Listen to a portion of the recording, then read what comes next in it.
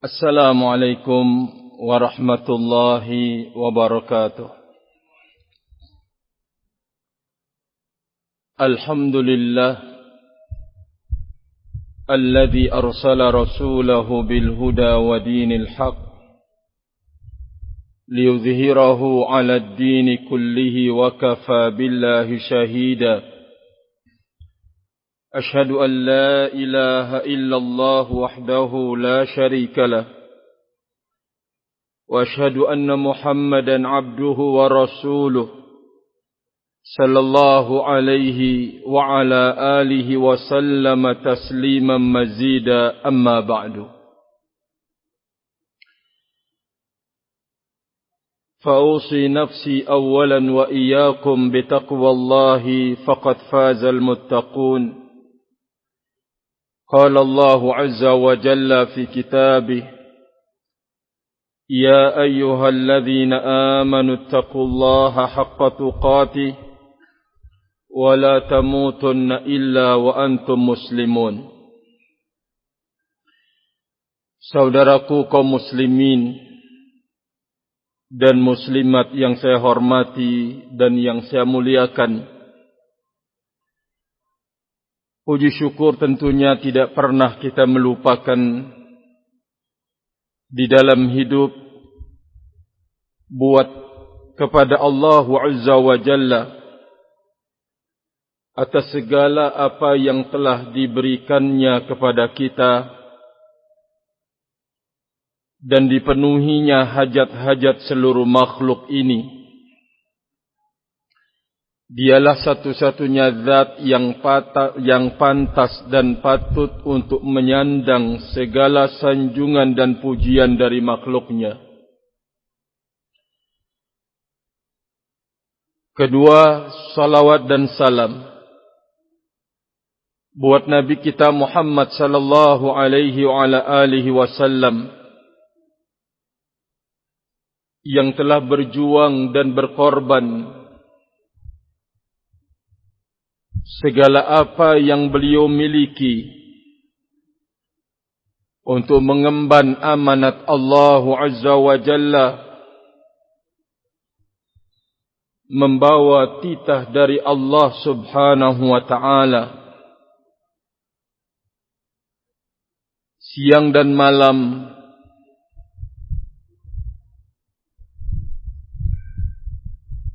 duka dan bahagia. Beliau isi dengan dakwah kepada Allah Azza wa Jal. Segala bentuk rintangan beliau hadapi, celaan dan caci makian kaumnya beliau tanggung demi tersebarnya dakwatullah Azza wa Jalla dan syariat Allah Subhanahu wa Ta'ala di muka bumi ini. Akan tetapi Allah Subhanahu wa Ta'ala telah menentukan dalam perjalanan pilihan-pilihannya harus menghadapi berbagai macam ujian dan cobaan, rintangan yang sangat hebat dan yang sangat berat. Hal ini digambarkan oleh Allah Azza wa Jalla di dalam firman-Nya, wa kadzalika ja'alna likulli nabiyyin aduwan syayatinal insi wal jin yuhi ba'duhum ila ba'din zukhrufal qawli ghurura. Demikianlah kami menjadikan bagi setiap nabi itu musuh, kata Allah Azza wa Jalla, dari barisan setan-setan dari kalangan bangsa jin dan setan dari kalangan bangsa manusia. Mereka bermanuver dengan ucapan-ucapan yang memukau dengan perkataan-perkataan yang dihiasi zukhrufal qawli ghurura, namun semuanya itu mengandung berbagai macam bentuk penipuan. Kata Allah Azza wa Jalla di dalam ayat yang lain, Allah Azza wa Jalla mengatakan, wa kadzalika ja'alna likulli nabiyyin aduwan minal mujrimin. Demikianlah kami menjadikan bagi setiap nabi itu adalah lawan dan musuh dari para pelaku-pelaku dosa, kata Allah Subhanahu wa ta'ala. Nabi kita Muhammad sallallahu alaihi wasallam dengan penuh amanah membawa risalah dan menyampaikan segala pengajaran Allah Azza wa Jalla. Beliau terpilih dari yang terbaik manusia. Beliau terpilih dari orang yang paling jujurnya manusia, paling amanahnya manusia. Tetapi berbagai macam celaan dan cercaan harus beliau tanggung segenap saudaraku kaum muslimin yang saya muliakan. Maka tentunya sebuah nikmat yang sangat besar dari Allah Azza wa Jalla di saat kita dimasukkan oleh Allah Subhanahu wa ta'ala untuk menyambut ajakan dan seruan beliau sallallahu alaihi wa alihi wasallam. Kita belajar perjuangan beliau, kita belajar pengorbanan beliau, kita belajar nasab beliau, dan kita belajar apa yang dibawa oleh Nabi kita Muhammad sallallahu alaihi wa alihi wasallam. Semoga apa yang kita lakukan dari beragam-ragam bentuk ketaatan dan ibadah, dan kita mencoba untuk menyesuaikan itu semua dengan tuntunan Nabi alaihi salatu wassalam, sebagai bentuk kesyukuran kita yang dalam atas pengutusan Nabi kita Muhammad sallallahu alaihi wa ala alihi wasallam. Ma'asyiral muslimin dan muslimat yang saya hormati, tentu siapapun yang punya jiwa cinta terhadap Islam, maka dia akan cinta pula terhadap Nabi kita Muhammad sallallahu alaihi wasallam. Sebagaimana Islam mengajak Nabi kita untuk berkorban, demikian juga dengan Islam dan kecintaan kepada Nabi kita Muhammad sallallahu alaihi wasallam menuntut pengorbanan yang besar. Para sahabat Nabi ridwanullah alaihim ajma'in bisa dipilih oleh Allah Azza wa Jalla menjadi sahabat Nabi kita alaihi salatu wassalam di saat beliau mukim atau melakukan safar perjalanan, atau di saat senang dan duka.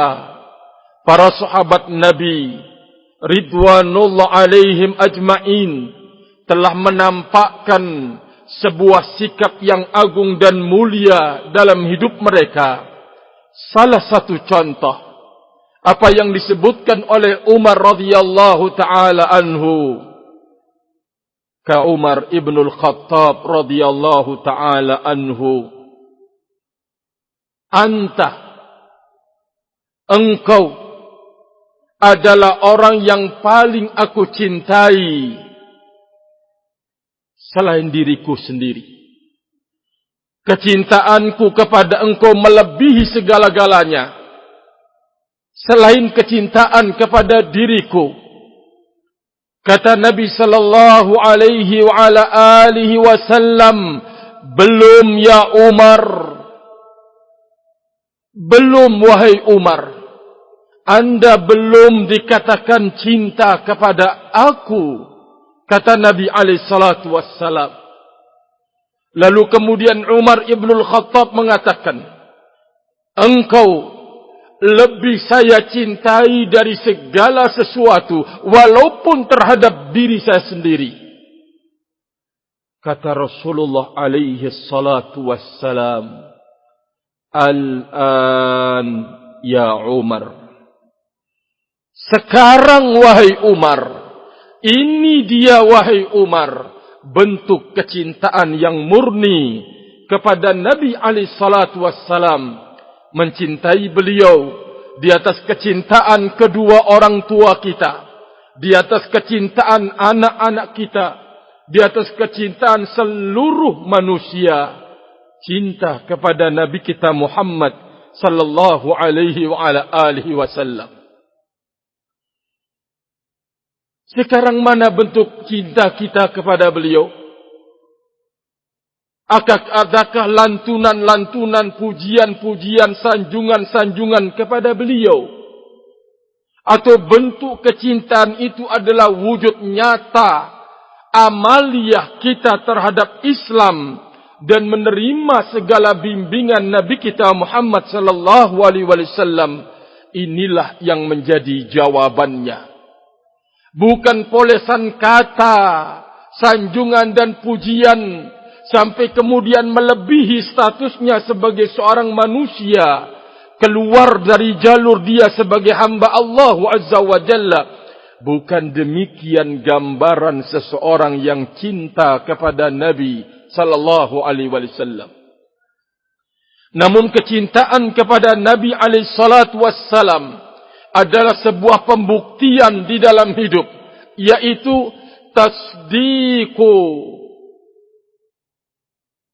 membenarkan segala apa yang diberitakan, wa ta'atuhu fima amara, dan melaksanakan segala apa yang diperintahkannya, wajtinabu ma naha anhu wa zajar, dan meninggalkan segala apa yang dilarang oleh beliau sallallahu alaihi wasallam dan yang dicegahnya. Dan yang terakhir, wa alla na'budallaha illa bima syara'a. Sebagai bentuk kecintaan kita kepada Nabi alaihi salatu wassalam adalah jangan sekali-kali kita mengungkapkan ibadah kepada Allah di dalam hidup ini kecuali melalui tuntunan dan syariat dari Nabi kita Muhammad sallallahu alaihi wasallam. Ta'atuhu fima amar wa tasdiquhu fima akhbar wajtinabu ma naha anhu wa zajar wa alla yu'badallahu illa bima syara'a. Bukti cinta kita kepada beliau alaihi salatu wassalam, kita tampil menjadi orang yang patuh dan taat, melaksanakan bimbingan-bimbingannya, arahan-arahannya, perintah-perintahnya, membenarkan segala bentuk informasi dan berita yang datang dari beliau, dan juga mencegah, meninggalkan segala apa yang dilarangnya, dan semua bentuk pengabdian kita kepada Allah Azza wa Jalla tidak boleh keluar dari tuntunan beliau sallallahu alaihi wa ala alihi wasallam. Oleh karena itu, ma'asyiral muslimin yang saya hormati dan yang saya muliakan, termasuk dari sebuah pelanggaran yang sangat besar di dalam agama Allah Azza wa Jalla, sekaligus pelanggaran terhadap tuntunan beliau alaihi salatu wassalam, yaitu menyerupai orang-orang yang dibenci dan dimurkai oleh Allah di dalam hidup. Termasuk pelanggaran yang sangat besar terhadap tuntunan dan bimbingan Nabi alaihi salatu wassalam adalah mengikuti, menyerupai langkah dan jalan orang-orang yang dimurkai oleh Allah Azza wa Jal, orang-orang yang dibenci oleh Allah Subhanahu wa ta'ala, orang-orang yang dilaknat oleh Allah Subhanahu wa ta'ala. Pelajaran yang sangat berharga, konsep tidak boleh menyerupai siapapun dari pelaku dosa, kemaksiatan dan kekufuran. Ternyata pengajaran yang kita dapatkan di dalam surat Al-Fatihah yang selalu kita baca, yang selalu kita ulang-ulang, dan tidak pernah ada rasa bosan untuk mengulangi surat Al-Fatihah. Walaupun sehari semalam lebih dari 17 kali dalam solat yang wajib, kita tambal dengan solat-solat sunnah, juga kita mengulangi kembali surat Al-Fatihah, tidak pernah mengalami rasa bosan untuk mengulangi ayat-ayat tersebut. Ternyata termasuk dari kandungan besar dalam surat Al-Fatihah itu adalah larangan dari Allah Azza wa Jalla untuk menyerupai dua jenis manusia, yaitu manusia yang al-maghdub, orang yang dimurkai oleh Allah Azza wa Jalla, dan manusia ad-dallin, orang-orang yang disesatkan oleh Allah Subhanahu wa ta'ala. Di sisi yang lain, di dalam surat Al-Fatihah, Allah Azza wa Jalla menyuruh kita untuk berjalan, untuk berbarengan, untuk menyerupai orang-orang yang lurus hidupnya di atas jalan Allah Subhanahu wa ta'ala. Ihdinas siratal mustaqim. Ya Allah, tunjukilah kami ke jalan Engkau yang lurus. Ihdinas siratal mustaqim, siratal ladzina an'amta alaihim. Tunjukilah kami ke jalan Engkau yang lurus, yaitu jalan orang-orang yang Engkau telah beri nikmat atas mereka. Segenap saudaraku kaum muslimin dan muslimat yang saya hormati, ayat ini memanggil dan menyeru serta mengajak kita untuk bergabung bersama orang-orang yang berjalan di atas jalan yang lurus, sekaligus menyerupai mereka dalam kelurusan itu. Siapa mereka yang telah berjalan di atas jalan yang lurus itu? Allah Azza wa Jalla menafsirkan surat Al-Fatihah ini di dalam surat An-Nisa. Minan nabiyyin was-siddiqin was-syuhada'i was-salihin. Allah Azza wa Jalla menyebutkan bahwa 4 golongan yang telah berjalan di atas jalan yang lurus, gabungkan dirimu bersama mereka. Bawalah dirimu untuk berjalan sebagaimana jalan mereka. Contohilah dan teladanilah mereka. Serupailah mereka. Siapa 4 golongan yang disebutkan oleh Allah Azza wa Jalla sebagai penafsir atau tafsiran terhadap surat Al-Fatihah? Orang yang diberi nikmat itu adalah, pertama, minan nabiyyin, barisan para nabi dan rasul Allah Azza wa Jalla. Yang kedua, was-siddiqin, barisan orang-orang yang jujur.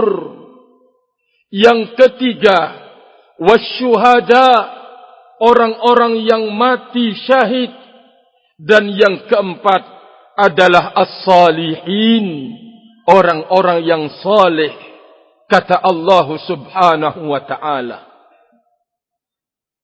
Sebaliknya, Allah Azza wa Jalla melarang kita untuk menyerupai ghairil maghdubi alaihim waladhdallin.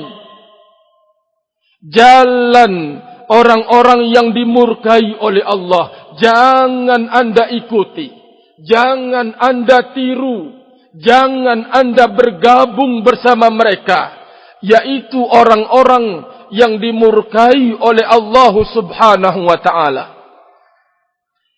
Siapakah mereka sesungguhnya?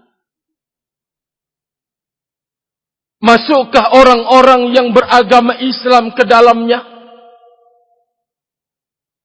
Mari kita dengarkan bagaimana penjelasan ulama tafsir tentang orang-orang yang dimurkai oleh Allah Azza wa Jalla. Mereka menjelaskan bahwa orang yang dimurkai oleh Allah Subhanahu wa ta'ala itu adalah orang yang mengerti tentang kebenaran, mengerti tentang ilmu agama, tetapi mereka tidak mengamalkan apa yang dia telah ketahui. Dia tidak mau mengamalkan, mungkin karena ketakutan dan kekhawatiran jabatannya akan tanggal, mungkin kekhawatiran dan ketakutan akan dimusuhi oleh masyarakat, atau mungkin akan dicela dan dicerca. Dia tidak punya keberanian, ada ketakutan dan kekhawatiran, sampai kemudian menyembunyikan ilmu yang dia telah ketahui.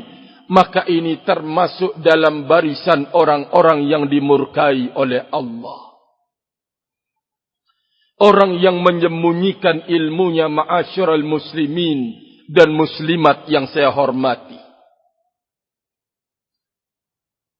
Yang kedua, jalan yang kita tidak boleh menirunya, yang kita tidak boleh melangkah bersamanya, ad-dallin, orang-orang yang telah disesatkan oleh Allah Azza wa Jalla.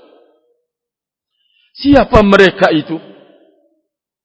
Mari kita dengarkan penjelasan ulama tafsir bahwa yang dimaksud adalah ad-dallin, orang-orang yang berbuat, berkarya, beramal, namun dia tidak memiliki ilmu sama sekali. Dia berbuat di atas perasaannya. Dia berbuat di atas kebanyakan orang. Dia berbuat di atas adat istiadat. Tidak ada landasan dalam bimbingan agama. Tidak ada landasan di dalam Al-Quran dan Sunnah Nabi alaihi salatu wassalam. Maka dalam pandangan agama, mereka inilah yang dimaksudkan dalam barisan ad-dallin, orang-orang yang disesatkan oleh Allah Subhanahu wa ta'ala. Maka siapapun, saya dan segenap saudaraku kaum muslimin dan muslimat, bila memiliki ilmu tetapi dia sembunyikan dan dia tidak mau mengamalkannya karena mungkin ketakutan, kekhawatiran dengan alasan-alasan duniawi, maka orang ini akan digolongkan dalam golongan al-maghdub, orang-orang yang dimurkai oleh Allah Azza wa Jalla. Dan yang kedua, ad-dallin, adalah orang-orang yang berbuat, berkarya, tetapi dia tidak memiliki ilmu. Hanya ikut-ikutan, mungkin karena budaya, atau mungkin karena kebiasaan, atau adat istiadat, atau mungkin karena hasil olahan akal atau perasaan, sehingga dia melakukannya dengan tanpa ada pegangan landasan di dalam Al-Quran dan Sunnah Nabi kita Muhammad sallallahu alaihi wasallam. Ayat ini adalah sebuah prinsip yang agung, agar jangan sampai kita meniru orang-orang yang salah dan keliru di dalam beragama. Apakah dia punya ilmu namun tidak mengamalkannya, atau dia berbuat dan beramal tetapi tidak di atas dasar ilmu. Kedua langkah ini adalah salah dan keliru. Oleh karena itu Allah Azza wa Jalla mengatakan, afanaj'alul muslimina kal mujrimin? Apakah kami akan menjadikan sama antara mereka-mereka yang berbuat baik dengan orang-orang yang melakukan dosa dan kemaksiatan? Maka tidak pernah akan sama dalam perjalanan hidup manusia ini. Allah Azza wa Jalla pasti akan memisahkan dan membedakan. Maka termasuk dari penyebab kemunduran muslimin di dalam beragama agama Allah Azza wa Jalla, di saat dia meniru langkah orang-orang yang dimurkai oleh Allah Azza wa Jalla dan langkah orang-orang yang disesatkan oleh Allah Subhanahu wa taala. Langkah siapakah kedua bentuk gambaran ini yang ada di dalam surat Al-Fatihah? Yang pertama yang dimurkai adalah langkahnya orang-orang Yahudi. Allah Azza wa Jalla mensifati mereka, ya'rifunahu kama ya'rifuna abna'ahum. Orang-orang Yahudi itu mengenal Nabi kita Muhammad sallallahu alaihi wasallam sebagaimana mereka mengenal anak-anak mereka, putra-putra mereka. Namun di saat kemudian mereka menunggu utusan dan mengharapkan utusan itu adalah dari kalangan Yahudi, ternyata Allah Azza wa Jalla memilih dari kalangan bangsa Arab. Mereka hasad, iri hati, dengki dan mengkafiri Nabi kita Muhammad sallallahu alaihi wa ala alihi wasallam. Mereka tahu kebenaran. Mereka telah mengerti tentang sifat Nabi kita alaihi salatu wassalam di dalam kitab Taurat dan kitab Injil. Namun di saat kemudian Nabi yang disebutkan di dalam kitab Taurat dan Injil itu bukan dari kalangan mereka, namun Allah Azza wa Jalla memilih dari kalangan bangsa Arab. Muncul sifat iri hati, dengki yang dibongkar oleh Allah Azza wa Jalla di dalam Al-Quranul Karim. Segenap saudaraku kaum muslimin yang saya hormati dan yang saya muliakan, maka termasuk dari hal yang mencabut kewibawaan muslimin di hadapan musuh-musuh Allah Azza wa Jal, di saat mereka meniru perilaku orang-orang kafir,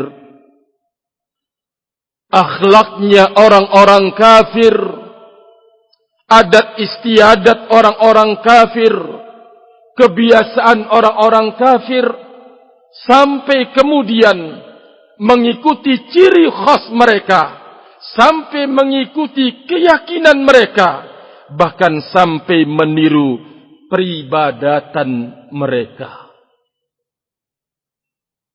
Bagaimana mungkin seorang atau muslimin akan kemudian mencapai kejayaannya kalau dia tidak memiliki kepercayaan yang penuh terhadap agamanya sendiri? Padahal agamanya diturunkan oleh Allah Azza wa Jalla dengan sesempurna-sempurna mungkin. Namun tidak lagi, barakallahu fikum,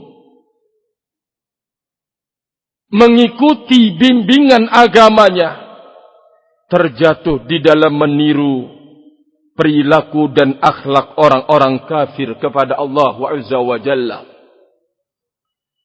Salah satu di antaranya apa yang disebutkan oleh Nabi sallallahu alaihi wasallam an Abi Umair ibnu Anas an umumatin lahu minal ansari qala,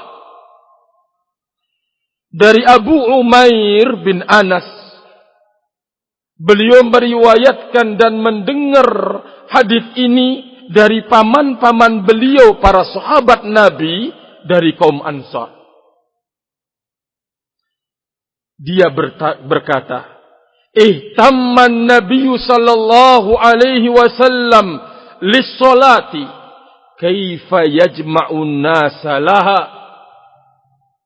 Nabi sallallahu alaihi wasallam berfikir terkait dengan persoalan salat, bagaimana beliau mengumpulkan manusia untuk melaksanakan salat. Faqila lahu, dikatakan kepada Nabi alaihi salatu wassalam, unsub rayatan inda huduris salah. Ya Rasulullah, tancapkan bendera, kibarkan bendera di saat kemudian datang waktu salat.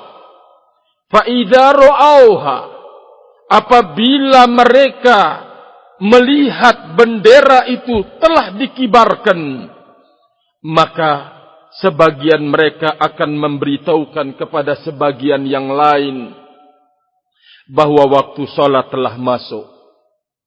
Ada yang mengusulkan kepada Nabi sallallahu alaihi wasallam untuk memanggil orang berkumpul di rumah Allah Azza wa Jalla sebelum kemudian bagaimana azan diturunkan oleh Allah Azza wa Jalla sebagai wahyu. Segenap saudaraku kaum muslimin yang saya muliakan, falam yu'jibuhu dzalika. Nabi sallallahu alaihi wasallam tidak menyukai hal itu, yaitu memanggil salat dengan mengibarkan bendera. Fadzukira lahu, lalu diingatkan beliau sallallahu alaihi wasallam al-kun'u, yaitu asyaburu, trompetnya Yahudi. Falam yu'jibhu, Nabi sallallahu alaihi wasallam tidak menyukai cara demikian. Wa qala, dan beliau mengatakan, huwa min amril yahud. Trompet ini adalah dari perbuatannya orang-orang Yahudi. Huwa min amril yahud, dari perbuatannya orang-orang Yahudi. Lalu kemudian disebutkan kepada Nabi sallallahu alaihi wasallam kembali dengan cara membunyikan lonceng, ya Rasulullah. Faqala, Rasulullah menjawab, huwa min amrin nasara. Lonceng itu adalah urusannya atau persoalan yang ada di dalam agama Nasara. Ini adalah kehidupannya dua kaum yang berbeda, Yahudi dan Nasara, termasuk dari bentuk ciri khas mereka, yaitu membunyikan trompet-trompet, dan Nasara yaitu membunyikan lonceng-lonceng, kata Rasulullah alaihi salatu wassalam. Lalu Abdullah bin Zaid bin Abdul Rabbih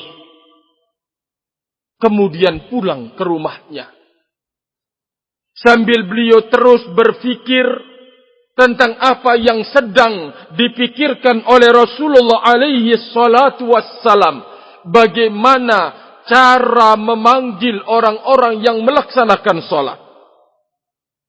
Lalu kemudian diperlihatkanlah di dalam mimpi, yaitu al-azan. Seperti yang kita lakukan dan kerjakan sekarang ini. Barakallahu fikum. Hadits yang diriwayatkan oleh Imam Abu Dawud dan disahihkan oleh Imam Albani rahimahullahu ta'ala. Ma'asyiral muslimin yang saya hormati, ada catatan yang sangat penting di dalam hadits Nabi sallallahu alaihi wasallam bahwa meniup trompet itu merupakan adat istiadat dan ciri kehidupan orang-orang Yahudi. Maka hal ini sebagai bentuk cinta kita kepada Rasul alaihi salatu wassalam dan sebagai konsep pengagungan kita terhadap dinul Islam, maka kita tidak boleh meniru perilaku orang-orang Yahudi. Kita harus memiliki kewibawaan, wahai saudaraku kaum muslimin. Dan kita tidak mungkin akan menjadi bangsa yang mulia dan punya kewibawaan kecuali dengan prinsip berpegang teguh dengan agama Allah Azza wa Jalla. Bagaimana kita akan kemudian menjadi orang yang berwibawa kalau banyak praktik-praktik orang Yahudi dan Nasara kita yang kemudian mengadopsinya, kita yang menghidupkannya, kita yang kemudian barakallahu fikum menebarnya, kita yang memberikan dukungan terhadap acara-acara mereka, maka ini tentu sebagai bentuk pelecehan terhadap agama Allah Subhanahu wa ta'ala. Mungkin ada yang bertanya, bukankah Islam itu rahmatan lil alamin? Jawabannya iya. Islam adalah rahmatan lil alamin. Tetapi konsep lakum dinukum waliyadin, bagi kalian adalah agama kalian, bagiku adalah agamaku. Ini adalah prinsip pengajaran Nabi kita Muhammad sallallahu alaihi wasallam. Ma'asyiral muslimin yang saya hormati dan yang saya muliakan, ini adalah salah satu contoh yang disebutkan oleh Nabi alaihi salatu wassalam bagi kita kedua orang tua yang masih hidup jiwanya dengan Islam dan tahu atau sempat mencium bau ilmu Islam, melihat, mengoreksi, memantau, mempelajari putra-putri kita, anak-anaknya muslimin dan muslimat, kaula muda mereka, mudi mereka, bahkan sampai orang tua mereka.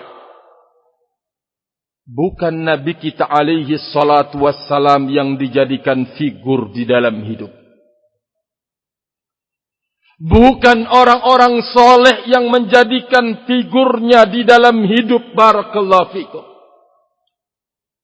Kita menemukan dan menjumpai seorang anak berpenampilan seperti penampilan pang atau yang semisalnya. Penampilan anak-anaknya Yahudi atau penampilan orang-orang Yahudi itu sendiri. Nasara, orang-orang fasik, para penyanyi-penyanyi, dan seterusnya. Padahal ini adalah sebuah pelanggaran besar di dalam agama segenap saudaraku kaum muslimin yang saya hormati dan yang saya muliakan. Seorang bapak bangga jikalau anaknya itu yaitu meniru seorang kafir pemain bola dari cukurannya, atau petinju kafir dari cukurannya, penampilan berpakaiannya. Maka ini sesungguhnya pelanggaran yang sangat besar di dalam agama Allah Subhanahu wa ta'ala. Orang Islam tidak boleh meniru penampilan orang-orang fasik. wanita-wanita tidak boleh meniru penampilan wanita-wanita fasiqah. Maka jikalau mereka mengikuti, walaupun mungkin dia tetap berada di rumahnya, tetapi penampilannya seperti penampilan itu wanita-wanita fasiqah, maka dia digolongkan oleh Nabi sallallahu alaihi wasallam termasuk dalam golongan mereka. Segenap saudaraku kaum muslimin dan muslimat yang saya hormati, kalau kita ingin kembali kepada kemuliaan dan kewibawaan muslimin dengan Islam, tidak ada cara dan langkah kecuali kita harus belajar kembali tentang agama Allah dan mengamalkan segala macam bentuk yang telah dibimbingkan oleh Nabi kita Muhammad sallallahu alaihi wasallam. Kapan saja seorang muslim meniru perilakunya orang-orang kafir kepada Allah Azza wa Jalla, maka itu adalah kemunduran yang sangat. Maka Allah Azza wa Jalla di dalam Al-Quranul Karim mengangkat tentang hukuman-hukuman besar yang kemudian Allah timpakan kepada kaum. Allah angkat negeri itu sampai kemudian malaikat mendengarkan longlongan anjing. Lalu setelah itu Allah Azza wa Jalla balik kembali. Setelah Allah lempar dari dekat langit, lalu kemudian Allah turunkan hujan batu menghantam mereka. Perilaku para homoseksual, hukuman yang diberikan oleh Allah Azza wa Jalla begitu mengerikan dan begitu menakutkan. Di negeri kita ini maaf-maaf banyak tuntutan dari kaum tersebut untuk memperoleh tentang pembolehan kawin sama jenis, barakallahu fikum, menuntut kemerdekaan rahimani wa rahimakumullah. Padahal Allah Azza wa Jalla telah kemudian menyebutkan di dalam Al-Quran, Allah perbuat dengan perbuatan yang sangat menakutkan dan mengerikan. Allah angkat negeri yang padanya kaum Nabi Lut, lalu kemudian dilempar dari atas oleh Allah Azza wa Jalla, dibuang, lalu kemudian disusul dengan lemparan batu oleh Allah Subhanahu wa ta'ala. Kemana kaum Ad? Kaum yang kuat, kaum yang tangguh di dalam hidup. Kemana kaum Samud? Mereka adalah kaum yang tangguh. Mereka tidak punya apa-apa di hadapan murka Allah Azza wa Jalla. Maka sekali lagi segenap saudaraku kaum muslimin, ini semuanya sebagai sebuah pelajaran agar jangan kita meniru perbuatan mereka dan langkah-langkah mereka.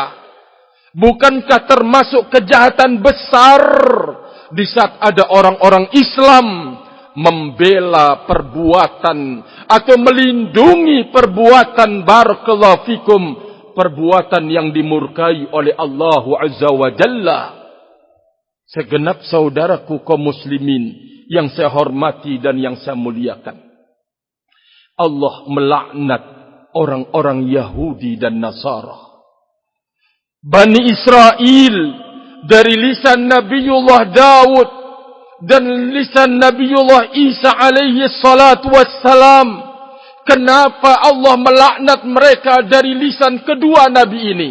Karena mereka tidak mengingkari kemungkaran dan membiarkan kemungkaran itu merajalela dan melindungi kemungkaran itu, barakallahu fikum. Allah Azza wa Jalla telah melaknat Bani Israel disebabkan karena mereka tidak menegakkan amar ma'ruf nahi mungkar. Ma'asyiral muslimin, sungguh amat sangat aneh di saat seorang muslim tampil mengingkari perbuatan syirik kepada Allah, mengingkari perbuatan dosa di bawah syirik, yaitu sikap mengada-ngada di dalam agama, mengingkari berbagai macam bentuk perbuatan-perbuatan maksiat, diberikan dan disenatkan gelar kepadanya, orang ini punya jiwa radikal. Ya Allah, apa tujuannya? Agar orang yang tampil melakukan pengingkaran ini divonis sebagai orang yang sesat, divonis sebagai orang yang salah, divonis sebagai orang yang keliru. Padahal ini adalah perbuatan yang akan menurunkan kebarokahan di negeri kita ini. Rahimani wa rahimakumullah. Di saat disuarakannya ingkarul mungkar di tengah-tengah kaum muslimin dari perbuatan mungkar, ini sesungguhnya memberikan rasa aman, memberikan keberkahan terhadap negeri kita ini segenap saudaraku kaum muslimin. Namun kenyataan tidak seperti yang kita harapkan. Orang-orang yang tampil menyuarakan akidah yang benar, tampil menyuarakan sunnah Nabi alaihi salatu wassalam, disenatkan yaitu gelar-gelar yang jelek, gelar-gelar yang buruk, orang yang punya pemahaman radikal dan berbagai macam senat-senat yang jelek kepada mereka, untuk kemudian dimusuhi, untuk kemudian dimata-matai, untuk kemudian barakallahu fikum dicurigai dan seterusnya. Memang itulah dia pelajaran yang berharga dari seruan para nabi dan rasul. Mereka adalah orang-orang yang tidak luput dari permusuhan yang sangat hebat. Oleh karena itu, mari kita kaum muslimin membantu negeri kita ini untuk kemudian mendapatkan rasa aman dan rasa tenang dan tentram, mendapatkan keberkahannya, yaitu menjadi anak-anak negeri yang bertakwa kepada Allah Azza wa Jalla, menjadi anak-anak negeri yang berilmu tentang agama Allah Azza wa Jalla, menjadi anak-anak negeri yang berilmu tentang Sang Pencipta, yaitu Allah Subhanahu wa Ta'ala.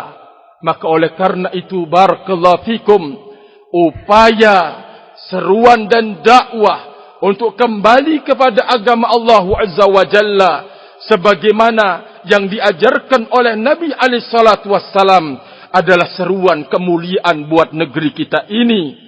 Mereka adalah orang yang punya andil besar di dalam melindungi negeri kita ini dari kejelekan dan keburukan. Namun sekali lagi, mereka yang duduk belajar ilmu agama, yang duduk di sebuah pondok pesantren, yang membenahi anaknya muslimin, tidak dilirik. Bahkan muncul kecurigaan-kecurigaan yang berlebihan. Padahal mereka orang yang melindungi dan menjaga dirinya untuk memberikan manfaat dan guna terhadap negeri kita ini. Barakallahu fikum. Sekali lagi, bahwa negeri kita ini butuh orang yang berilmu tentang agamanya, butuh orang-orang yang benar takut kepada Allah Azza wa Jalla, butuh orang yang berakidah dan bertauhid. Sekali lagi, negeri kita ini butuh orang-orang yang lurus di dalam beriman kepada Allah Subhanahu wa Ta'ala, yang mengembalikan peninggalan besar Nabi kita Muhammad sallallahu alaihi wasallam kepada para sahabat beliau. Barakallahu fikum. Mungkin ini yang bisa saya sampaikan pada kesempatan kali ini. Semoga ada manfaatnya buat diri saya sendiri dan segenap saudaraku kaum muslimin dan muslimat yang saya hormati. Mohon maaf lebih dan kurangnya. Barakallahu fikum wa akhiru da'wana anil hamdulillah. Subhanakallahumma wa bihamdika asyhadu an la ilaha illa anta astaghfiruka wa atubu ilaik. Wassalamu alaikum warahmatullahi wabarakatuh.